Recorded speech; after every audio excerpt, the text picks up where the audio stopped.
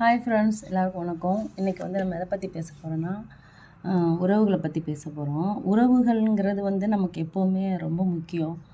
So life long வரைக்குமே முக்கியம்.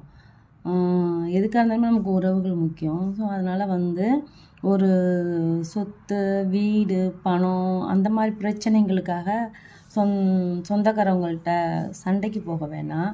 So அதை அவங்கள்ட்டேருந்து நம்ம பறிச்சுக்கணும் அப்படின்னு தயவு செஞ்சு நினைக்காதீங்க. அவங்களோடதாகவே இருக்கட்டும், அவங்கள்ட்டே கொடுத்துருங்க. நியாயத்துக்கு மட்டும் செயல்படுங்க. என்றைக்குமே உறவுகள்கிட்டேருந்து சொத்து பணத்துக்காக சண்டை போடாதீங்க, பிரச்சனை பண்ணாதீங்க. உறவு எப்போவுமே நமக்கு முக்கியம், சரியா?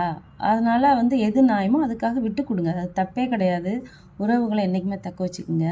ஆனால் துரோகம் பண்ணுறவங்கள மட்டும் என்றைக்கும் மன்னிக்காதீங்க. துரோகம் பண்ணுறவங்கள கண்டிப்பாக ஒதுங்கி இருங்க. அதுதான் நல்லது.